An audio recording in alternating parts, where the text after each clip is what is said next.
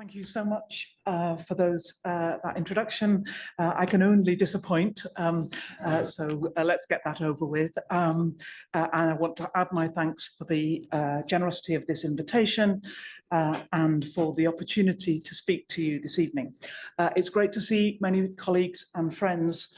I hope they won't take it amiss if I say it's even better to see some people I don't think I know. So thank you. If you don't feel you have to be here, that's especially gracious of you on a very, very dark night.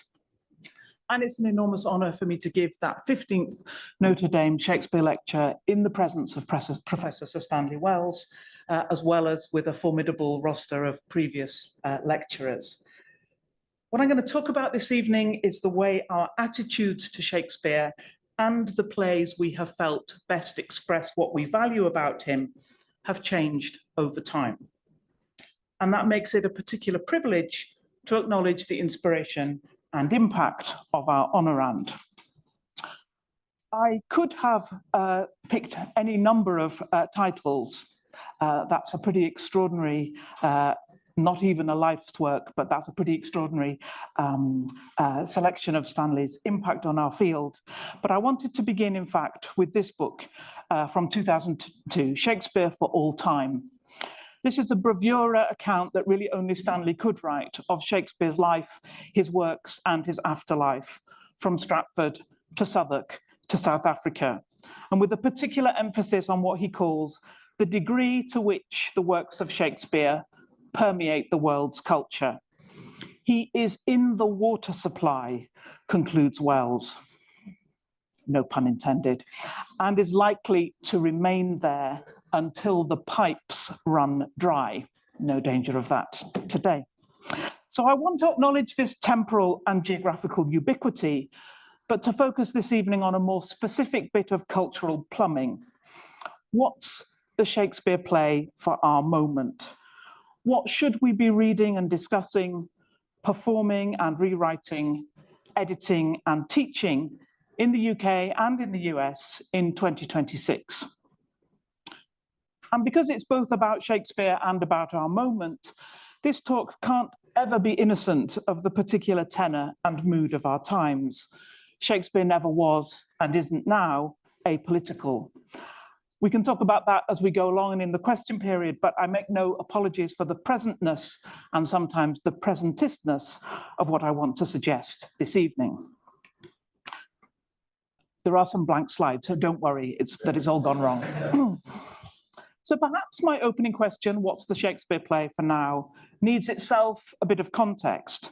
Asking what's the Shakespeare play for our moment may seem a false start, because isn't it because Shakespeare is so timeless that we place such high value on his works, not for an age, but for all time, as fellow playwright and frenemy Ben Jonson wrote in his elegy 400 years ago.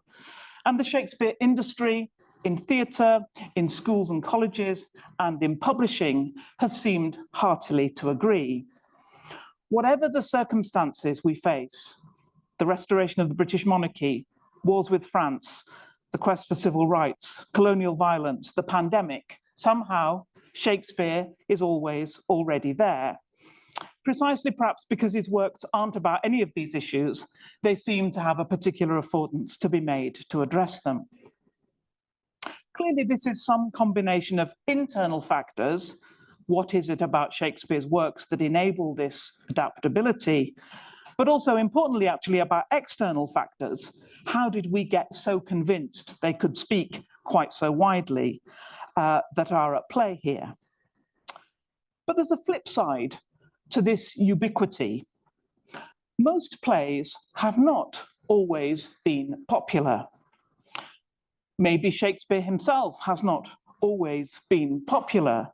It isn't widely agreed, but my own sense is that by the time he died in 1616, Shakespeare was already a bit of a has-been, and it took quite a while for those plays to be rehabilitated. The First Folio, I think, is significant in that. But we can see too in quite recent times that Shakespeare's plays are not always equally relevant or equally acceptable to different periods. Let's take, for instance, Shakespeare's play about the Trojan War, Troilus and Cressida. This play is an extraordinary, cynical take on an unwinnable war. There are no heroes. No one can quite really remember why the war began or imagine how it could end. It's hard for the audience really to think who might win, who should win. And it ends not with the tragic death of divided lovers, but the corrosive compromise that comes from crossing the line between friend and foe. I like this comedy sketch by Mitchell and Webb, which has become a great meme. You'll see one Nazi soldier says to the other, "Are we the baddies?" Troilus and Cressida has had a glitchy place in the Shakespearean canon, right up to the mid-century in the US, when it became, of course, as many people here know, the perfect play to think about Vietnam. The 20th century playwright George Bernard Shaw said of the other plays from the middle of Shakespeare's career, like Troilus and Cressida, dubbed problem plays by Victorian critics, that they proved, quote, Shakespeare was ready and willing to start at the 20th century if the 17th would let him. The rise of Measure for Measure, for example, with its expose of fictions of consent, power, and bodily autonomy in the age of Weinstein and Me Too, is evidence of that fact. That's to say, these are arguments not about timelessness, that Shakespeare captures eternal truths, but almost, in fact, its opposite, timeliness. Plays come into prominence at different moments. The Trump first presidency began with Julius Caesar's, most prominently in Central Park in 2017, when numerous corporate sponsors withdrew from a production that was widely and uncritically assumed to advocate assassinating the president. The Shakespearean and perhaps the wider political mood quickly shifted to Macbeth's depictions of tyranny and fear. But as we know from Shakespeare, these always also carry a notable sympathy for their central protagonist. The best attempt to conceptualize this shift is, I think, a book by the UK scholar R.A. Folks called Hamlet versus Lear. I've always liked this book, not least its title, for its superhero vibe. Folks traces a shift in the respective critical and theatrical fortunes of these two contenders for top tragedy. During the period from the beginning of Shakespeare's critical revival at the start of the 19th century up to about 1950, Hamlet, Folks points out, was undisputed best play. The prominence of Hamlet clearly had something to do with the fact that a cohort of introspective, overeducated men worried about whether there was a God and whether they wanted to sleep with their mothers all saw themselves in a play about an overeducated, introspective man wondering about whether there was a God, etc. I promised in the blurb for this lecture I will be rude about Hamlet. I think that's probably the piece of writing that has had most traction that I've ever done in my whole life, that sentence, I will be rude about Hamlet. So perhaps I'll just quote the director Katie Mitchell speaking on Radio 4 a couple of weeks ago. Personally, said Katie Mitchell about Hamlet, I'm tired of plays about depressed, angry, misogynistic men. And maybe I will add to it, I'm tired too of the assumption that this in some way represents the human condition. But around the 1950s and 60s, Folks notes, King Lear comes into prominence. Folks puts this shift alongside a list of world events, the Cold War, nuclear arms race, apartheid in South Africa, the building of the Berlin Wall, the Korean and Vietnam Wars. The point of the juxtaposition is to track the relationship between the play and a world to which it is able newly to speak. The rise of King Lear was into a world which could no longer spend its time in Hamlet-y self-centeredness. It needed a play that could speak the bleak pain of human cruelty and suffering. Lear triumphed in the later 20th century because its cruelties were aligned to the age. There's one more piece to this Folks argument. In order to take up its place as top tragedy for the post-war, post-Auschwitz world, King Lear itself had to change. That's to say, earlier critics of King Lear had tended to emphasize that play's tentative hopes of redemption. You'll be familiar with this idea, why tragedy is cathartic. Okay, the hero loses everything and dies, but they have gained self-knowledge. hubba hubba, as Aristotle, I think, didn't say. A.C. Bradley, the most influential critic of Shakespeare's tragedies in the 20th century, who wrote right at the beginning of the 20th century, but continued to be read and taught throughout our period, described the ending of the play influentially as Lear's redemption. This is Bradley. There is nothing more noble and beautiful in literature than Shakespeare's exposition of the effect of suffering in reviving the greatness and eliciting the sweetness of Lear's nature. But skeptical voices were already in the wings. The same period that elevated Troilus and Cressida, and as we've already seen, was ready to assess Lear as a tragedy of injustice, nihilism, and despair, not of redemption. This existentialist Lear was closer, as many theatre makers identified, to Samuel Beckett than it was to the biblical book of Job. So Folk's assessment of the factors that produced Lear's tragic dominance in the later 20th century is also a list of the reasons why Lear itself came to look like a different play. So that's a version of Shakespeare's timeliness in both the times and the plays themselves are shifting, sometimes converging, as in Lear, into patterns that emphasize congruence and cultural echo. So far I've tried to modify the assumption of Shakespeare's timelessness into something more like timeliness through a brief track of the intermittent capacity of particular plays to speak to particular moments. I hope that begins to suggest that Shakespeare's relevance is not entirely immanent within the plays themselves. It's achieved, if it's achieved at all, in dialogue with the present. And we've heard about Folks's deposition of Hamlet and his coronation of Lear, but we are still, I think, away from Shakespeare now. Folks' book was published in 1993, and I'm delighted that there are people here who were not born then. Talking about Shakespeare at the end of the 20th century is in no way the same as talking about Shakespeare now. What has changed in the 3 decades since Folks's assessment? And if a new Shakespeare contender were to come in and wrestle Hamlet to the ground, who would it be? For a while, and particularly after the attacks of 9/11 and the so-called War on Terror, it seemed as if the 21st century would be the era of Othello. This tragedy circling around themes of exclusion and othering by race, by gender, and by socioeconomic status, with its setting in a broadly middle-class domestic world rather than a royal one, might seem to have a number of claims on our attention. And its larger-scale politics were also strikingly resonant.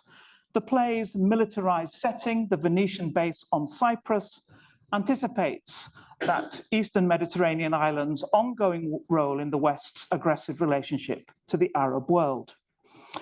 Now, in the 21st century, still divided between Greek and Turkish communities and occupied by military forces euphemistically called peacekeeping troops, Cyprus serves as a launchpad, literally, for missions against, for example, Houthi rebels in Yemen or the Iranian nuclear industry, working closely with the government of Israel and serving as the local control center for US policy in the Middle East. Writing in October 2001, just weeks after the attack on the World Trade Center that redefined the geopolitics of the 21st century, our colleague Jonathan Bates described Othello's place on the east-west frontier between Christianity and Islam, while he said 21st century forces of global capitalism waged against the imperative of Islamic fundamentalism. Few literary questions, predicted Bates, will be of more significance than that of how best to interpret and perform this play, Othello. I'm not here, though, actually to suggest that Othello should be the contender to top tragedy, not least because of the impact on my thinking of powerful voices in the field of pre-modern critical race studies, and especially perhaps the Othello whisperer, Ayanna Thompson. I've long admired Thompson's clear challenge to easy assumptions of Othello's relevance or adaptability, which do not at the same time acknowledge the play's ongoing harm. She notes that while people constantly strive to recuperate the play as a critique of its own poisonous attitudes, it is ultimately resistant to such attempts.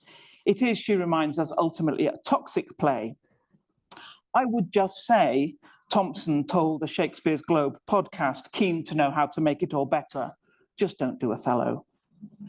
It's a good reminder that plays can resonate with our own moment, not because they unexpectedly endorse Enlightenment values of tolerance and empathy, but because they continue to restate convenient and harmful toxic hierarchies and attitudes that mar human flourishing. So not Othello then. I'm going to look elsewhere. One assumption about Folks's arm wrestle between Hamlet and Lear is that, of course, the greatest play, the play that would speak most to the hopes and preoccupations of an era, would be a tragedy. Perhaps that's obvious. Of course, tragedy with its moral seriousness and its competing philosophies and its existential questioning is more significant than girls dressed as boys, incomprehensible banter, and the unusual propensity for twins to be separated during sea voyages. We have had, since Aristotle's Poetics was rediscovered in the West, a largely unexamined idea that it is tragedy that presents the urtext of humanity. Aristotle's famous description of tragedy as, you'll all know this, an imitation of an action that is serious, complete, and of a certain magnitude, through pity and fear, effecting the proper purgation or catharsis of these emotions, which emphasizes its weightiness, serious, complete, magnitude, pity, fear, purgation. Tragedy's preoccupation with men of high status establishes it in the political realm. Its traffic with human suffering places it in the emotional one. I won't attempt a survey of the history of tragic criticism, but the roll call of names alone speaks to the solemnity with which Western culture has taken and continues to take tragedy, from Hegel to Nietzsche to Bloom and Nussbaum. The ethical ramifications of ancient and of Shakespearean tragedy have repeatedly been investigated as part of the moral apparatus of humanity itself. In his postmodern medieval whodunit, The Name of the Rose, it's a kind of mashup of Brother Cadfael and Georges-Louis Borges, Umberto Eco's detective friar William of Baskerville has to unravel a spate of murders in a northern Italian monastery. Look away now if you don't want to know the solution. These shenanigans are prompted by questions about the circulation of a unique manuscript, the second part of Aristotle's treatise, his views on comedy. As William discovers, there are powerful ecclesiastical authorities in Eco's novel who want to suppress this book on comedy. Comedy, after all, at least in that book, is much more dangerous and challenging than tragedy. Tragedy ultimately affirms the dignity of the human, and in the end, the verdict of tragedy is that the central figure did matter. His struggles were significant. They were, in Aristotle's terms, serious, complete, and of a certain magnitude. It is, I think, a form that is ultimately conservative. That's to say, tragedy as a form corroborates its central figure's conviction of his own importance. In Shakespeare's plays, it usually is his. And the tragic play shapes itself as a biopic in which there is nothing of consequence after the death of the central figure. The rest is silence, as Hamlet tells us. Tragedy makes those figures who are left behind after the carnage the genre equivalent of what video gamers might call NPCs, non-playing characters. They are irrelevant. To be alive at the end of a tragedy is to be an utter non-entity in the world of the play, not important enough for the spotlight of death. To keep on keeping on is somewhat to be despised. Comedy, on the other hand, is made up of the pointless and mundane world of those non-playing characters, the NPCs. Its casting is ensemble, splitting the play's lines among a group of people who push the action forward through dialogue, not soliloquy. Comedy promises, even if it doesn't always fully embrace, the possibility of subversion, of puncturing, of emphasizing the folly and hollowness of tragic delusions. Early theories of comedy, including in the Shakespearean period, emphasized that it was concerned with regular people, not high-ranking people like tragedy. As George Putnam put it, comedies deal with, quote, common behaviors of private persons and such as were the meaner sort of men, us here. Whereas tragic writers meddled not with so base matters, they set forth the doleful falls of unfortunate and afflicted princes. Comedy is about us, that's to say, not our afflicted overlords. Tragedy hardly knows that we exist. I think comedy at least remembers to ask us how the kids are doing and has a stab at our name on the takeaway coffee cup. The monks of Echo's fictional abbey are being murdered because the church cannot allow an Aristotelian imprimatur, the cultural stamp of approval, on comedy's anti-authoritarian impulses. Power can cope with anything except being laughed at. You didn't laugh first time, but maybe we'll do it again. Umberto Eco's inventive fable is true in one particular, of course. Aristotle's views on comedy have not survived. We can only imagine what Western literature and philosophy might have looked like had one of its foundational aesthetic and ethical documents been a theory of comedy rather than tragedy. Now, Shakespeare's comedies, of course, have an obscure relation to laughter, as you will know from lifelong experience, I'm sure. In part, that's because what makes us laugh is quite culturally and historically specific. In part, it's because comedy in Shakespearean terms is not absolutely synonymous with laughter. Like Dante's great medieval poem, The Divine Comedy, Shakespeare's comedies inhabit a shape as much as they embody a mood. And that mood is communal, communitarian, and ultimately, I want to suggest, resilient. At their best, Shakespeare's comedies are not sugar sweet, and nor do they ignore the problems and compromises that are part of human life, but they incorporate them into the ongoing and relational work of futurity. Let me explain for a few minutes what I mean by that. When things go wrong in tragedy, it's a one-way street. Once Lear has divided the kingdom between his daughters, it doesn't matter how much he regrets it, how much he realizes Cordelia was the nice one after all, or how much he learns about human nature in the storm, or how refreshed is his perspective on the poor naked wretches outside the comfort of royal life. It doesn't matter at all. It's over. It's done. Often tragedy and inevitability, therefore, are paired. I think my favorite version of this is in the French writer Jean Anouilh's translation of the great Greek tragedy Antigone. Anouilh inserts a chorus speech which says, "The spring is wound up tight, it will uncoil of itself. That is what is so convenient in tragedy. The least little turn of the wrist will do the job. The rest is automatic. You don't need to lift a finger. The machine is in perfect order. It has been oiled ever since time began. And it runs without friction. Tragedy is clean, restful, flawless. It is restful, and the reason is that hope, that foul, deceitful thing, has no part in it." So inevitability for Anouilh is the absence of hope. It's a version of that cliche that it's the hope that does for you in the end. There isn't much sense in most versions of tragedy of mercy, of forgiveness, or of an alternative. Comedy, by contrast, operates according to what the scholar Susan Snyder so brilliantly called evitability, the opposite of inevitability, the possibility that things can be different, that human agency and ingenuity and patience can make things different. Right now, in 2026, perhaps hope, that foul, deceitful thing, as Anouilh put it, is just about still alive and kicking, but a bit bruised and bewildered by events. Nevertheless, I think it's this that Shakespeare Now might need to give us.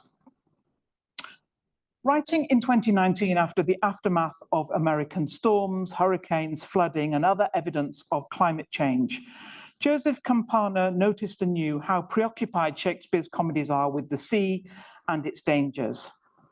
This is the phrase of Campana that I like best. The hope embedded in the comedies and so-called romances, by that he means, as you know, the plays written late in Shakespeare's career, like The Winter's Tale and The Tempest. So the hope embedded in the comedies and the so-called romances is that what is lost or wrecked can be recovered or remade. What is lost or wrecked can be recovered or remade. That prefix re is really, in some ways, the kind of syntax of comedy. Which do we prefer to spectate, Campana asks, disaster or recovery? Let's pick up that challenge and say that perhaps our cultural preference to spectate disaster, the aesthetic of tragedy, should be replaced, at least for a short time, by a preference for recovery, the narrative art of comedy. Comedy's work of remaking and rediscovery is easy to sneer at, but it feels like the best we've got. And if the world comedy remakes shows its scars, as in the Japanese form of visible mending, usually translated as golden joinery, let's lean into that.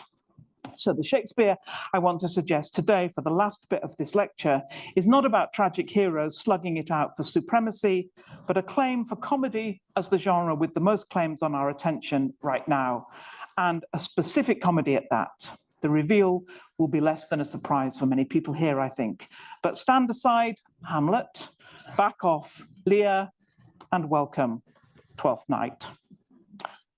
I was asked some time ago to give my 5 favorite or recommended Shakespeare plays to a website called 5 Books.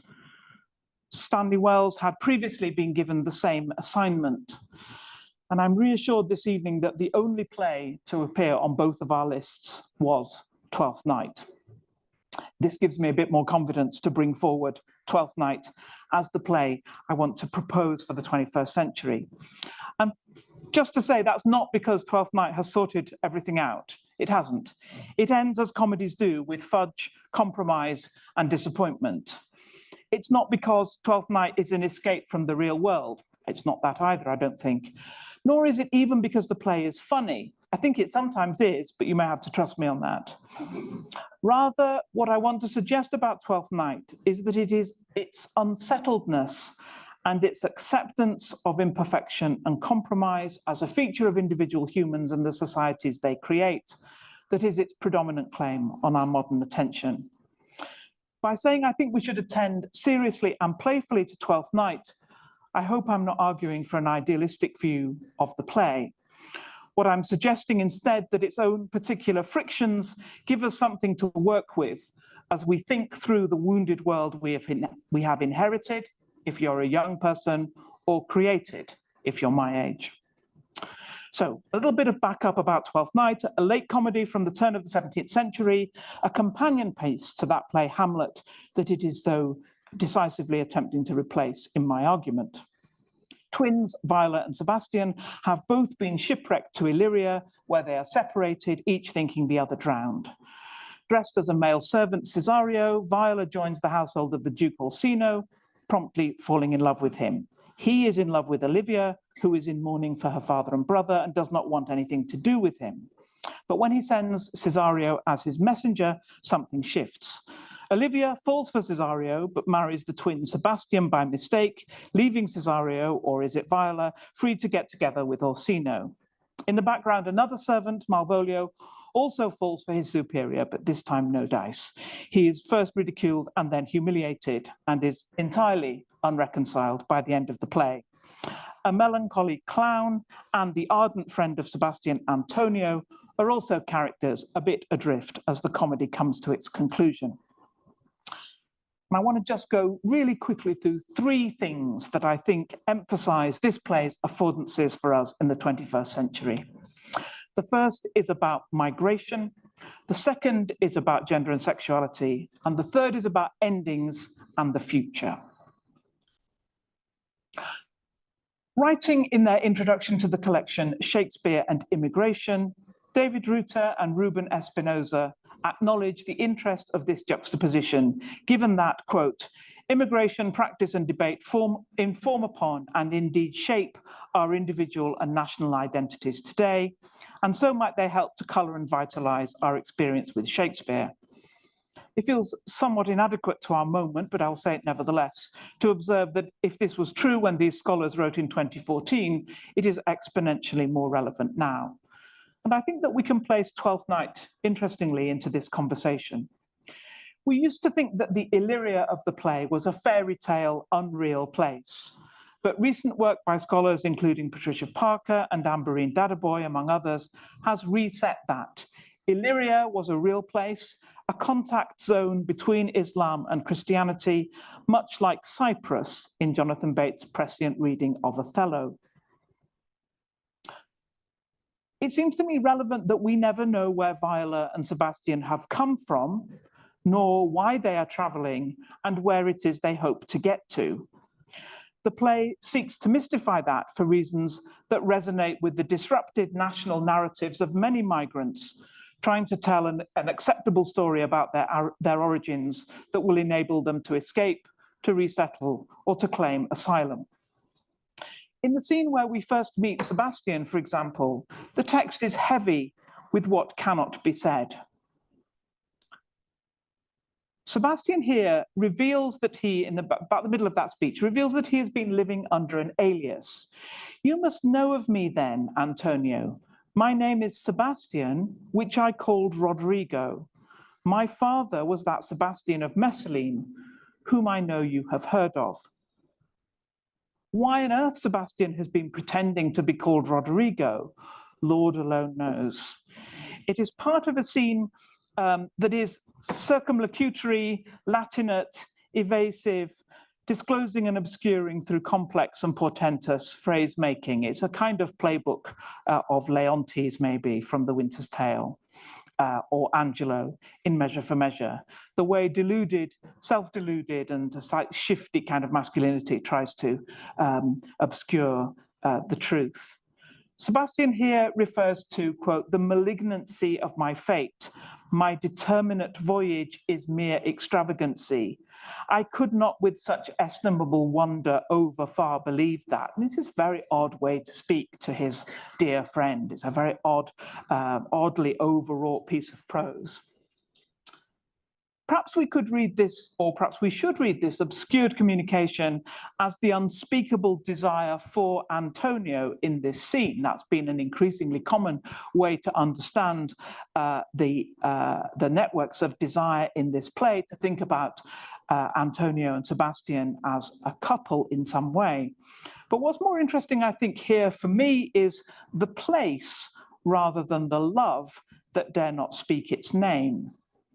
Sebastian's revelation of his true identity is secured here first through lineage. My name is Sebastian, my father was that Sebastian, and then through place of Messalene.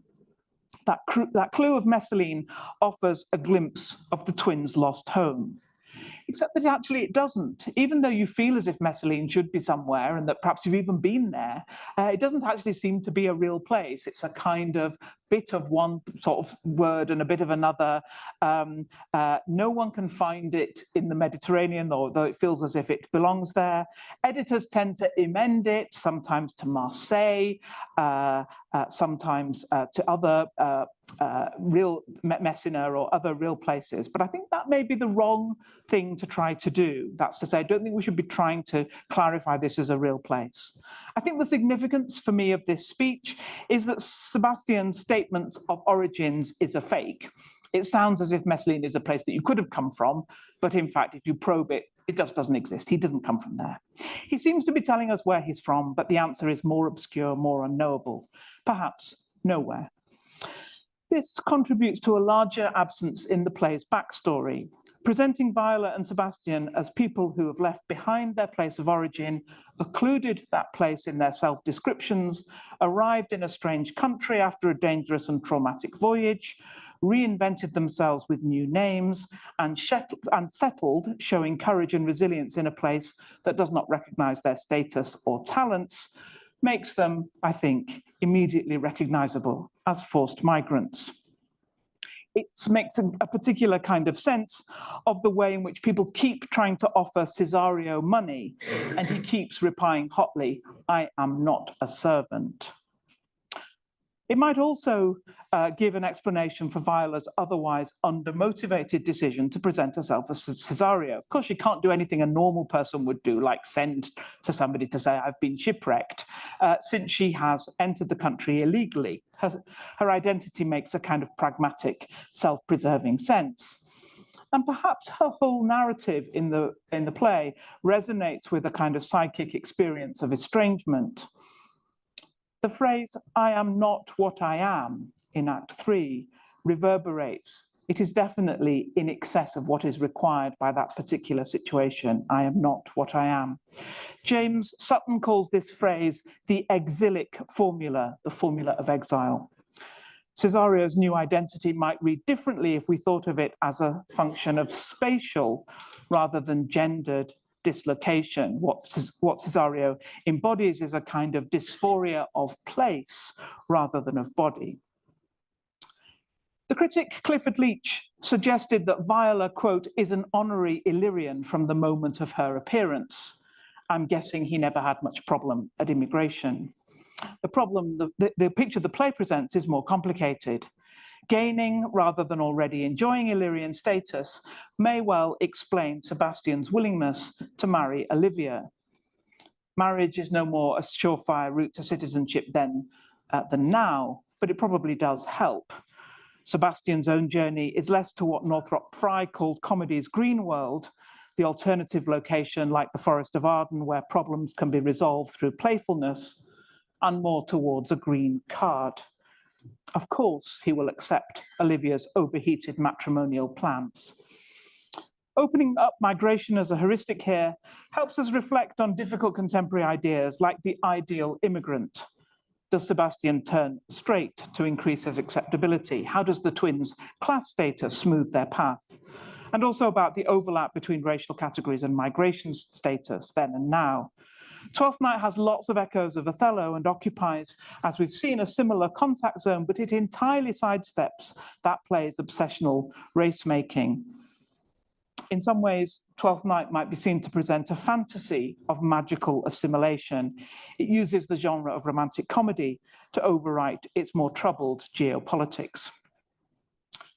The charge that Twelfth Night is too frictionless, too committed to resolving rather than sitting with difficulties, partly attaches to the second specific resonance I want to touch on today, its play with sexuality and gender.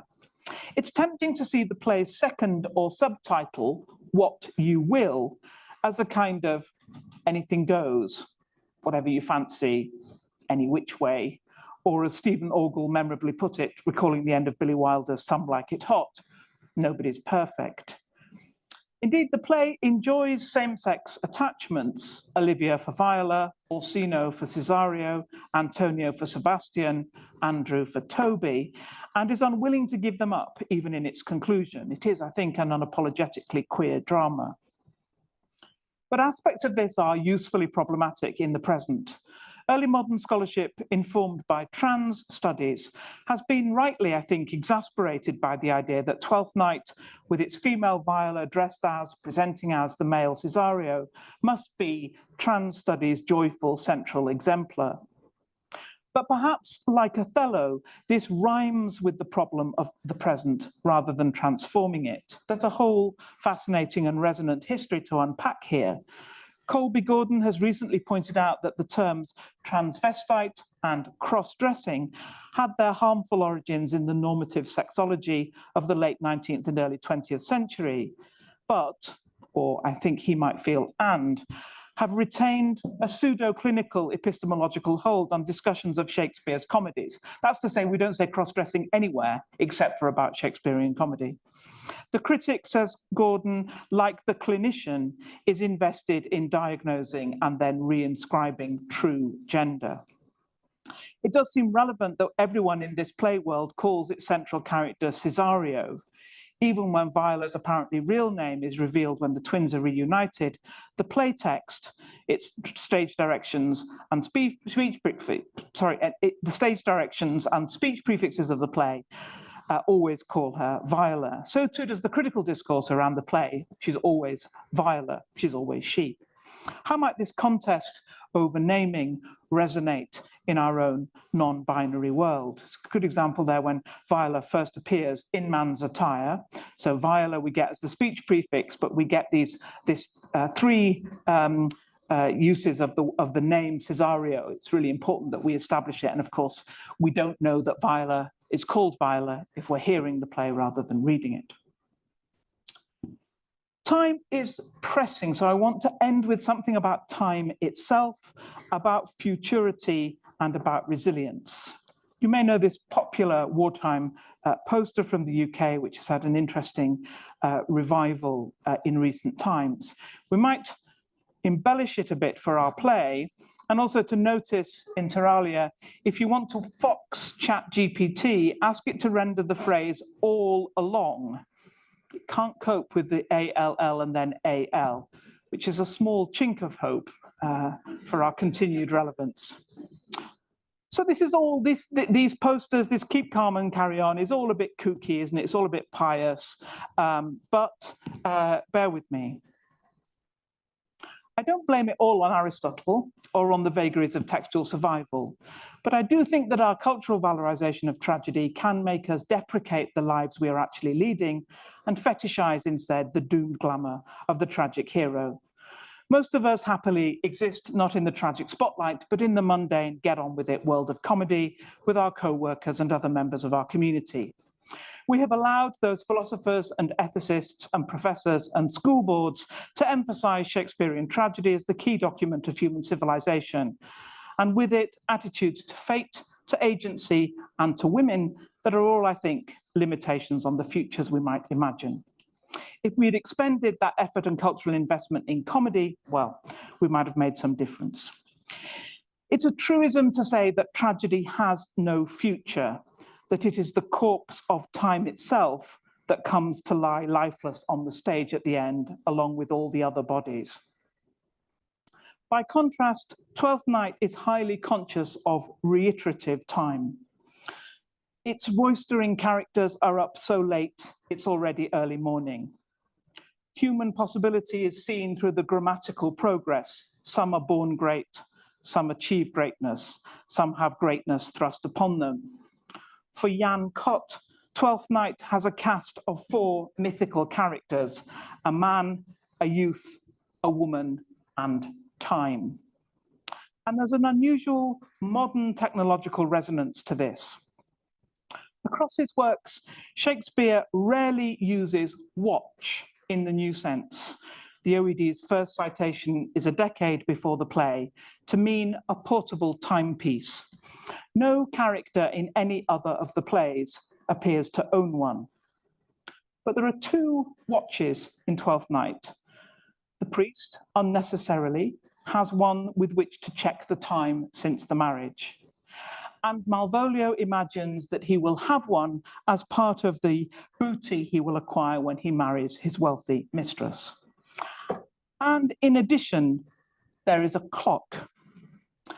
At a point in Twelfth Night, when Olivia begins to realize that she's making little headway with Orsino's messenger Cesario, there's one of the folio texts, mere handful of stage directions beyond entrances and exits. This stage direction, clock strikes, seems to me particularly significant. The clock, Olivia immediately sees, upbraids me with the waste of time. The play sees it needs to pick up the pace towards a comic resolution and starts to pack up its elaborate fictions. Methinks, says Olivia, that it is time to smile again. There is, the play identifies at this point, crucially, still time and still a journey to undertake. There lies your way, due west, then westward ho. Like me, Twelfth Night sees the clock running down, but nevertheless it can still imagine a future, compromised, a bit shop-soiled, visibly mended, pragmatic rather than idealistic, but a future nevertheless. And so must we. Thank you.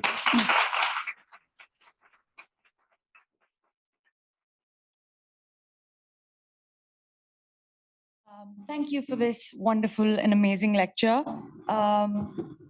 while you talked about, while you suggested comedy, and particularly Twelfth Night, and it is a very optimistic and hopeful idea, I was wondering, since you also mentioned relevance and congruence and cultural echo, I was wondering how much, because comedy is so culturally specific, how portable would it be in places where Shakespeare is adapted or translated, for example, in non-Anglophone cultures, where audiences encounter him through translation or adaptation alone? So how optimistic or hopeful would it be for those audiences? Thanks. That's a really great question.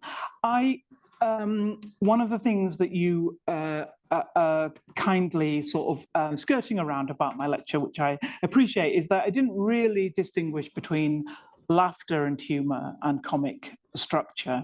I think my optimism is about comic structure, not about comic mood or comic set pieces or the capacity to generate laughter. So in some ways, that feels to me a more portable aspect of these plays, that you tend to keep the shape, but not necessarily the detail. What makes people what makes people laugh, but also what challenges people's assumptions in a comic way in different scenarios is you're absolutely right, is very different, very culturally specific. Yeah, thanks for the question.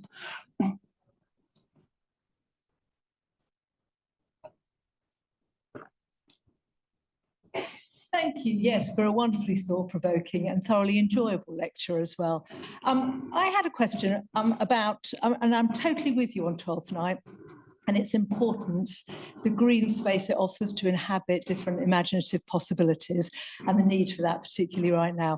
What I'm wondering, though, is how you accommodate the cruelty of the play and also the unresolved, well, Malvolio's unresolved need for revenge at the end. That doesn't ever feel very hopeful to me. No, and it shows that actually futurity is not necessarily about things getting better. I mean, it made me think that revenge is a commitment to the future. One of the ways that people have understood revenge in this period is as some kind of reckoning with death, which counters the endingness of death and commits revenge participants to some kind of future reconciliation or something. So you're right that Malvolio's promise, "I'll be revenged on the whole pack of you" at the end is does acknowledge a future beyond the end of the play, which in itself has a kind of resilience, kind of anti-tragic resilience, but it's not a future which we would like to be in. Yeah, and you're absolutely right that, I mean, one of the things that's changed about this play over the last 50 years, perhaps a little bit longer than that, is the sense that the treatment of Malvolio is cruel in a way that cannot now be allowed, can't really almost can't be contained by the structure of the play anymore. And I think that I can see from your question that what I've emphasized too much in what I've been saying is the positive things about comedy. And I think comedy is very, very, very uncomfortable. But I think it is about trying and failing. I suppose what I was trying to argue is about trying and failing to live in community. And some of that is not very nice. And I guess that's what I would say about Malvolio. So it's not a way of saying these are plays because everybody is lovely to each other or because the good people survive, because that isn't what life is like either. But they are plays about an ongoing sense that you can try again. You know, and if you wanted to be Bechettian, you would say, you know, fail better, fail again, fail better, you know, try again. But there is something about that willingness to recommit, which feels to me a comic, a kind of comic encouragement to us. Yeah, it's thought-provoking the way you've put that for me. Thank you.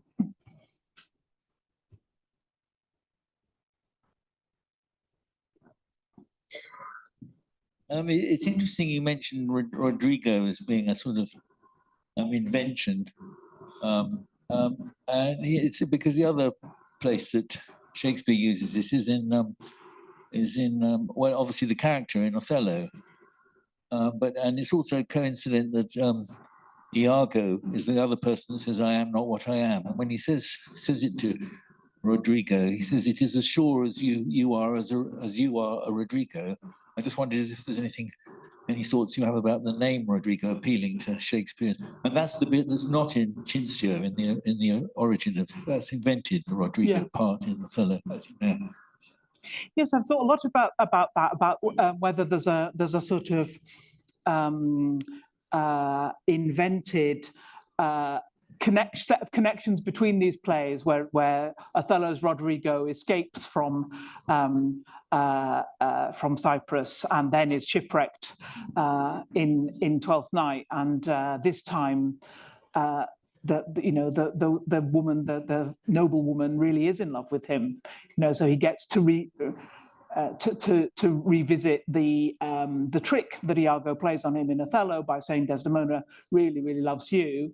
In fact, clearly that's not the case in Othello, but it comes to be the case. The Desdemona equivalent in Twelfth Night does fall for Sebastian Rodrigo. I think there are lots and lots of parallels between the two plays. I like Ernst Honigmann's redating of Othello, which puts it as a late Elizabethan play and sort of moves away a bit from that sort of Lepanto-y, James I-y kind of associations. And so that puts them together very, very interestingly. And the third thing, which I've talked about elsewhere, that I might put with that, which also seems chronologically to chime in with it, but seemed so topical right now that I couldn't bear to do it, was the book of Sir Thomas More. So the speech, which you may have seen whizzing around social media, that Ian McKellen delivered on the Colbert Show, which is a speech about, which has a foot, I think, in Othello, but also a foot in Twelfth Night. So it's interesting to think about what Shakespeare is working on at that particular point in his career. Yeah, thank you. Hello, thank you so much. This was an excellent talk. It was very interesting. I really liked the point that you made about the comedic structure kind of enabling an envisioning of possible futures.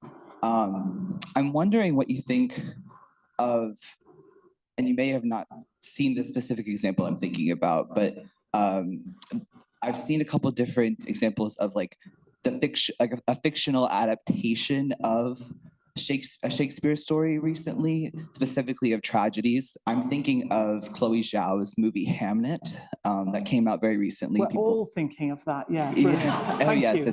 It's fabulous. Yeah. Everyone should watch it. But that is a fictional adaptation of Hamlet that I think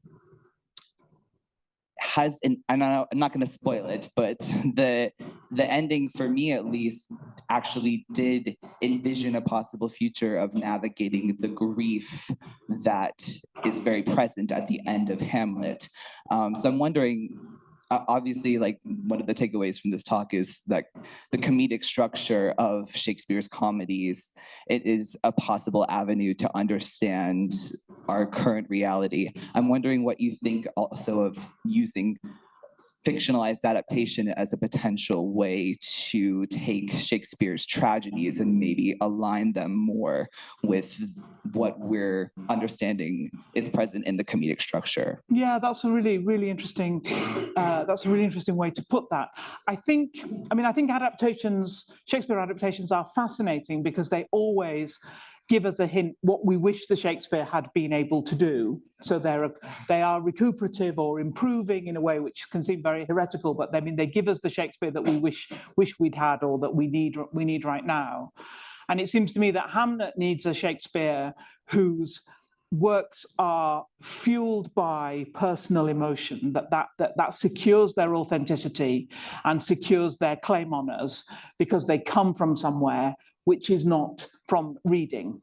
Because that for us is not, we're in an age of performed sort of authenticity, aren't we? Where, if you say you went along the sea path and were cured along the way, and you actually weren't cured or you weren't ill in the first place, your book, having been much fated, it collapses because it's the desirability of that book was secured by its truth, the truth claim. And I think it's so interesting to make Hamlet a truth claim through Hamlet, you know, that there is something behind this. So yeah, definitely adaptation is one of the recuperative techniques that we use on tragedy, and we often use it to highlight futures, the idea that there is a future beyond this, whereas most of Shakespeare's tragedies don't really do that. They've completed their movement, and the people who are speaking at the end, who are saying, "Oh, with the young shall never see so much nor live so long." I mean, it's sort of blah blah. I mean, nobody's listening. It's not about this is what we're going to do next, because really it is all over.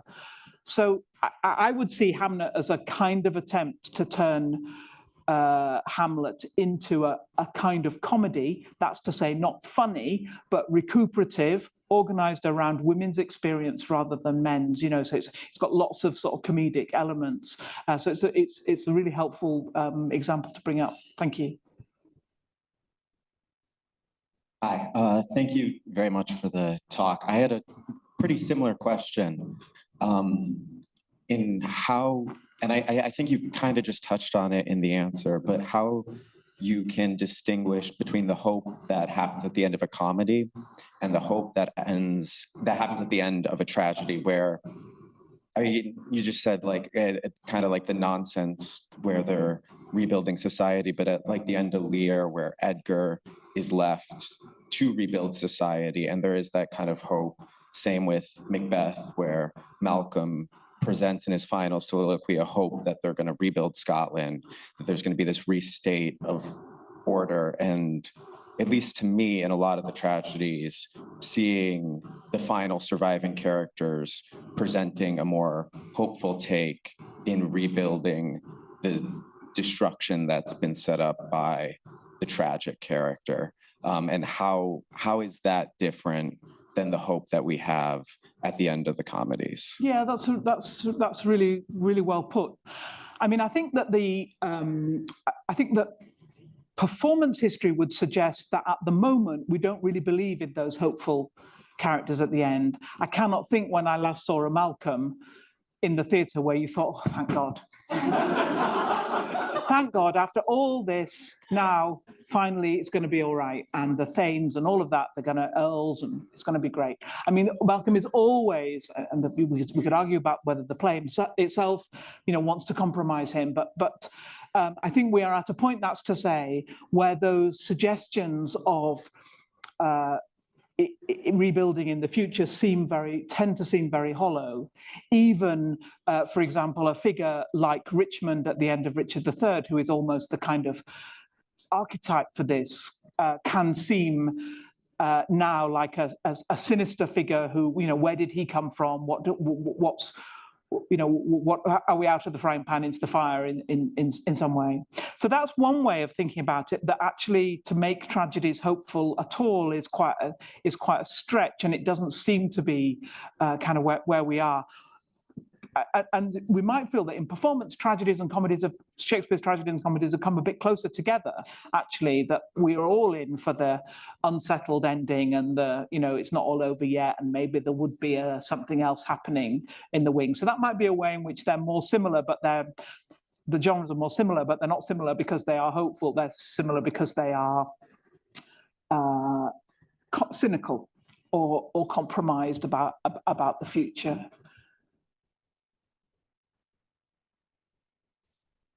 Good afternoon. Thank you for your lecture. My question is about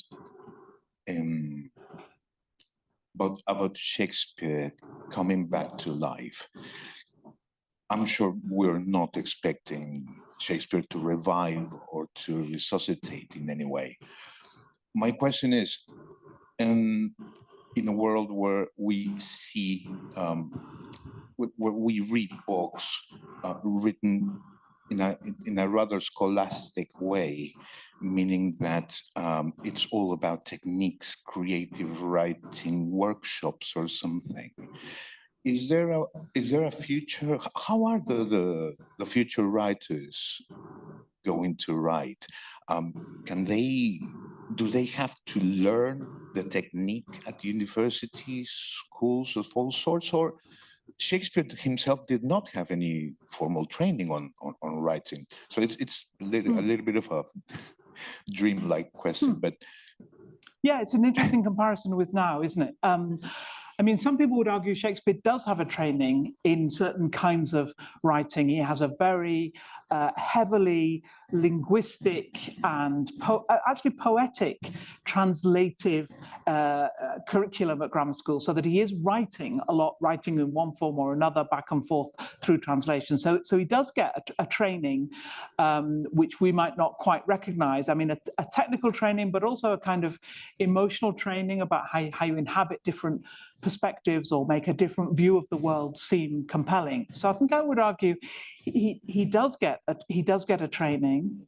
And to take your point forward to the present day, I am not a creative writer myself. I don't write fiction or novels. I consume a lot of fictional writing, some of which seems to me by people who I know from their biographies have come brilliantly through MFA programs or creative writing programs, and some seems not to be. So I'm absolutely agnostic about that question about whether writing is learned or is intrinsic. I guess writers who are going to do great work have an enormous talent, but most talents need a bit of buffing up, don't they? I mean, most, you might have a very talented surgeon, but you'd still want them to do the training, or you might have a very, so that talent, I think the completely untaught talent is probably a bit of a fantasy. So, and most writers, even if they're not being formally taught, it seems to me, tend to get a bit better. They learn how to do it better by doing it. So yeah, I think it's an interesting parallel. The one thing I would say different, just to finish, about the difference now, I think if you're a writer now, you're probably encouraged, and this might come back to Hamlet, you're encouraged to write about what you know about or what you feel about. And I think in Shakespeare's education and in Shakespeare's world, you were encouraged to write about what you had read. Your store of material for writing was reading, and I think although we have some place for that in the modern creative fiction, we want people to write with a sort of emotional connection, as we talked about before. Thank you for your question.